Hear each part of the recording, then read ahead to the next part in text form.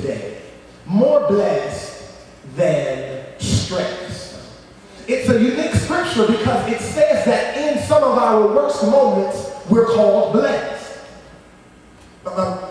Because David is offering us a new definition for what it means to be blessed.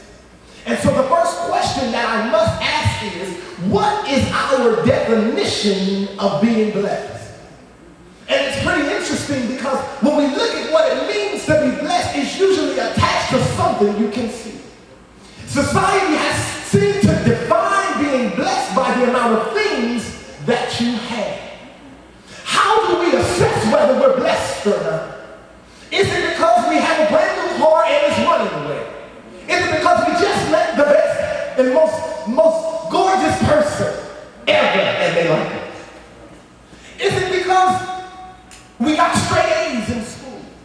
How is it that we assess that we are blessed? It might be in comparison to someone else.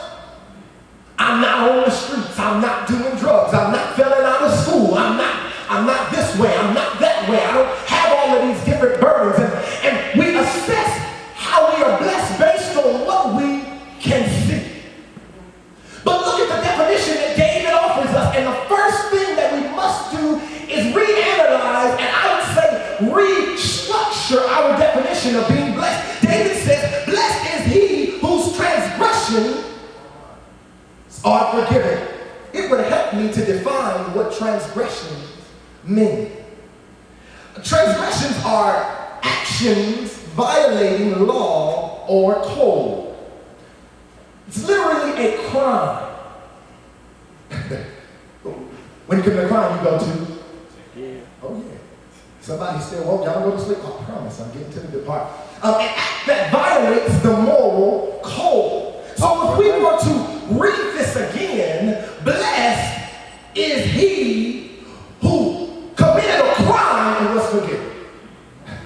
I'm going to say it again. Blessed is he who committed a crime, broke a law, should be punished, and yet finds themselves forgiven.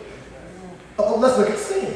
Because it says, blessed is he whose sins are covered. And we're going to work with that. But sin is an act against the teaching of the religion. Yeah. So if we were to reread it, it would say, blessed is he or she whose act outside of what they believe is covered up. Let me try to say it to you the way I'm saying. Blessed is the person who messed up and nobody knows. Blessed is the person who has all of this stuff and baggage in their back pocket and God hasn't shown the world. Blessed is the person that got secrets. Just raise your hand if you got secrets. Yeah. How about you raise your hand if you got secrets nobody know about? Yes, Lord. I'm just saying that David is saying that these types of people are blessed. What are you talking about, David? I have a problem with this scripture because you're telling me that being blessed is found in some of my greatest mistakes. And then I have to begin to stop running away from my mistakes and begin to look at them and use them as leverage to convince me that I'm blessed. I said, okay, so we now see that, wait, being blessed has something to do with our sin and our transgression. Look, in other words, in order to be blessed, according to this psalm, you must have some sin, some transgression, or something that needs to be covered up. And it began to work in my soul because I said, most of us spend our time trying to hide the fact that we got something going on. We spend our time trying to act like we have no sin. I know I'm not alone. We spend our time trying to act like we have it all together. Like there's never been a transgression in our life. Like we don't have issues. I mean, we truly dress up to tell a lie. I think I sound like somebody. And we dress up and we try to cover up all of this stuff. We don't want anybody to know that we're sick. We don't want anybody to know that we're sleeping around. We don't want anybody to know that we got a girlfriend